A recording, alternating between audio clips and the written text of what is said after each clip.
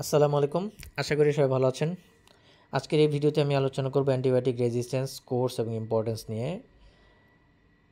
আসলে আমাদের বাংলাদেশের পার্সপেক্টিভে আমরা ওভার দ্য কাউন্টারে আমরা অর্থাৎ যে কোনো ফার্মেসিতে আমরা যে কোনো অ্যান্টিবায়োটিক আমরা সেবন করে থাকি। অনেক ক্ষেত্রে আমরা সেই অ্যান্টিবায়োটিকের কোর্সগুলো কমপ্লিট করি না। অ্যান্টিবায়োটিক কোর্সগুলো আসলে অ্যান্টিবায়োটিকের ধরন অনুযায়ী সিলেকশন করা থাকে। কোনো ক্ষেত্রে এটা 3 দিন, কোনো মলিকুলের ক্ষেত্রে এটা 5 দিন, কোনো মলিকুলের ক্ষেত্রে এটা 7 দিন।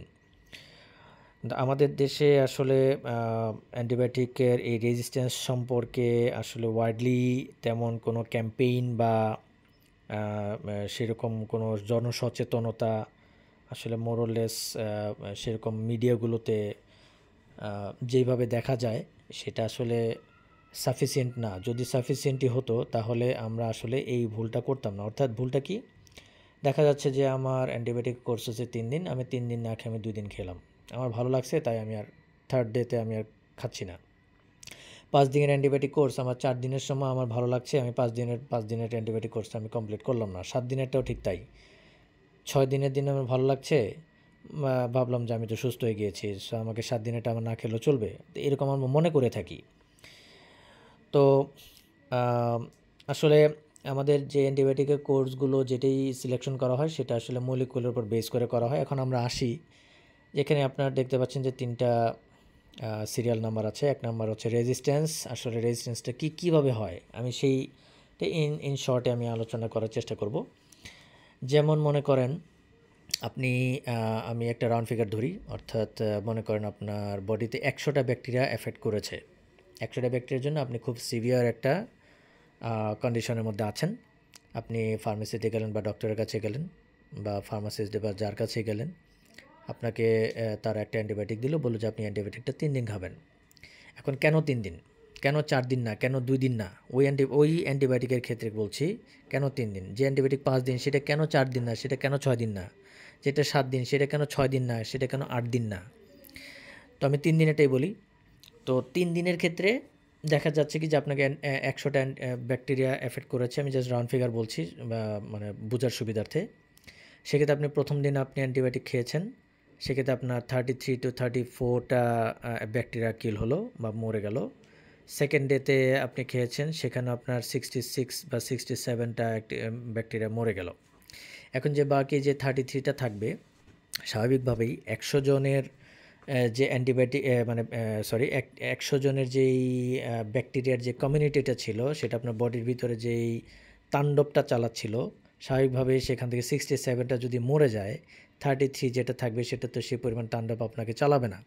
সো আপনি তখন চিন্তা করলেন কি যে না, আমি তো মনে হয় সুস্থ হয়ে গিয়েছি, আমার তো ভালো লাগতেছে, সো আমি তো অ্যান্টিবায়োটিকটা বন্ধ করতে পারি, যেহেতু এই 3 দিন অ্যান্টিবায়োটিকের অনেক দাম, অনেক প্রাইস বেশি। এই সমস্ত ইস্যুতে আপনি চিন্তা করলেন কি যে আমি 2 দিন খেয়েছি, খুব ভালো লাগতেছে, সো আমাকে 3য় দিন আমাকে না খেলেও চলবে। এটি হচ্ছে সবচেয়ে বড় ভুল এবং এটি হচ্ছে আমাদের সে অজ্ঞতা এবং যার জন্য আমরা আসলে পরবর্তীতে আমাদের কম্পেনসেশন দিতে হয়। এখন আসি যে আসলে এই যে 33% রয়ে গেল বা 33টা ব্যাকটেরিয়াটা রয়ে গেল, এটা পরবর্তীতে কী করবে? স্বাভাবিকভাবেই 100 জন একটা কমিউনিটি, তারাও তো দেখতে পাচ্ছে, তারা তো একটা কমিউনিটি মেনটেন করে চলছে, তাদের মধ্যে একটা সিগন্যালিং পাথওয়ে আছে বা সিগন্যাল ট্রান্সফার হয়, তারাও একে অপরের খোঁজখবর রাখে। এটা তাদের মলিকুলার লেভেলে তারা সেটা করে। তো সেক্ষেত্রে তারা যখন দেখবে যে আমাদের এখানেই মানে 67 জন আমাদেরই আত্মীয় স্বজন বলেন বা সহকর্মী বলেন, তারা মারা গিয়েছে, তো বাকি যে 33 থাকবে তারা তো ঘাপটি মেরে থাকবে যে না, এটা এখন একটু চুপচাপ থাকি। তো এই ব্যাপারটাই ঘটে। হ্যাঁ, এই ব্যাপারটা যখন ঘটে তখন হলো কি যে 33টা চুপ করে রইল। এখন আপনি চিন্তা করলেন কি যে না, আমি তো সুস্থ হয়ে গিয়েছি। পরবর্তীতে হবে কি? বডিতে কিন্তু আপনার সেই অ্যান্টিবায়োটিকটা কিন্তু কিছু হলেও থেকে যাবে, যেটা 67টাকে মেরে ফেলেছে। সেটার এগেইনস্টে করবে কি? 33 করবে কি একটা শক্তিশালী একটা রেজিস্ট্যান্স বা শক্তিশালী একটা ওভারকাম করার জন্য একটা বায়োলজিক্যাল মডিফিকেশন করবে। বায়োলজিক্যাল মডিফিকেশনটা যখন করবে তখন হবে কি? এই 33টা ব্যাকটেরিয়া তখন হয়ে যাবে সুপার বাগ। হ্যাঁ, আমরা জানি যে বাগ মানে হচ্ছে কীট বা পতঙ্গ, কীট পতঙ্গ বা কীট বলি আমরা বাগ। তো সেটা হয়ে যাবে সুপার বাগ। তখন হবে কি আপনি এই যে এটা এমন না যে আজকে খাচ্ছেন, আজকেই হয়ে গেছে, বিষয়টা এরকম না। এটা আপনার লং টার্ম ধরে রিপিটেডলি ইগনোরেন্স এই সমস্ত কারণে দেখবেন কি একটা সময় পরে তখন আপনার আর অ্যান্টিবায়োটিকটা আর কাজ করবে না। তখন আপনি নিজেই বলবেন যে, "ভাই এই অ্যান্টিবায়োটিকটা আগে খুব ভালো কাজ করতো। এখন তো অ্যান্টিবায়োটিকটা খাচ্ছি, এখন তো কোনো কাজই করে না, অ্যান্টিবায়োটিকটা ভুয়া।" আসলে তো অ্যান্টিবায়োটিক ভুয়া না। ওই সেম অ্যান্টিবায়োটিক আরেকজনের কাজ করতেছে বাট আপনার কাজ করতেছে না। কারণ আপনার ভিতরে যে ব্যাকটেরিয়াটা আছে সেটা করছে কি যে ওই অ্যান্টিবায়োটিক এগেইনস্টে একটা রেজিস্ট্যান্স গ্রো করেছে। এখন একটা ভয়ের একটা ইনফরমেশন আপনাদের সাথে শেয়ার করি। সেটা হচ্ছে যে অ্যান্টিবায়োটিক ২০৫০ সালের দিকে এখন যেভাবে চলতেছে ওয়ার্ল্ড ওয়াইডই, আসলে এই প্রবলেমটা আসলে বাংলাদেশেই না, এই প্রবলেমটা আসলে ওয়ার্ল্ড ওয়াইড বিভিন্ন দেশে এরকম সেম ঘটনাটা ঘটে। তো সেক্ষেত্রে ওয়ার্ল্ড ওয়াইড সায়েন্টিস্টরা একটা অ্যাজিউম করেছে যে যদি এইভাবে চলতে থাকে তাহলে ২০৫০ সালের মধ্যে 39 মিলিয়ন ডেথ হবে, অর্থাৎ 39 মিলিয়ন পিপল মারা যাবে। তার মানে কি প্রায় 4 কোটি মানুষ মারা যাবে ২০৫০ সালের মধ্যে। 4 কোটি মানুষ ২০৫০ সালের মধ্যে মারা যাওয়াটা, এটা কিন্তু কোনো ছোটোখাটো একটা সংখ্যা না।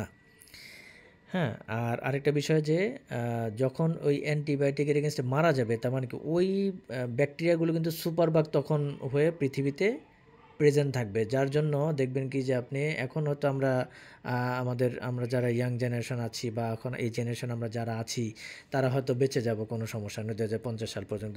কিন্তু যারা এই যে এখন তো মানে আলফা জেনারেশন আছে, বিটা জেনারেশন ২০২৫ সালের ১ তারিখে থেকে বিটা জেনারেশন শুরু হয়েছে।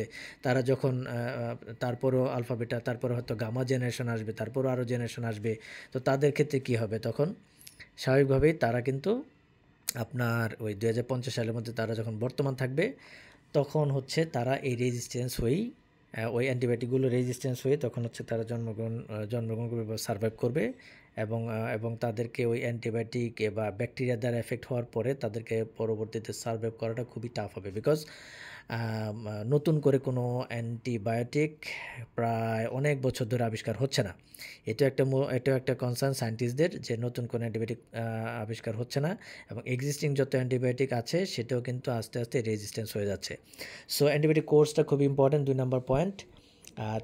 তিন নম্বর পয়েন্টের ইম্পর্টেন্সটা সেটা বললাম যে এটা অ্যান্টিবায়োটিক কোর্সটা খুবই ইম্পর্ট্যান্ট। সেটা আমাদেরকে যেভাবেই হোক, by hook or by crook, এটা আমাদেরকে মেনটেন করতেই হবে। ৩ দিন এটা ৩ দিন, ৫ দিন এটা ৫ দিন, ৭ দিন এটা ৭ দিন, অ্যাজ পার রিকোয়ারমেন্ট। সো আপনারা ভালো থাকবেন, সুস্থ থাকবেন, সাথে থাকবেন। ওষুধ রিলেটেড যে কোনো পরামর্শের জন্য আমাকে ইনবক্স করতে পারেন। আজকের ভিডিওটি পর্যন্ত থাকবে। আসসালামু আলাইকুম।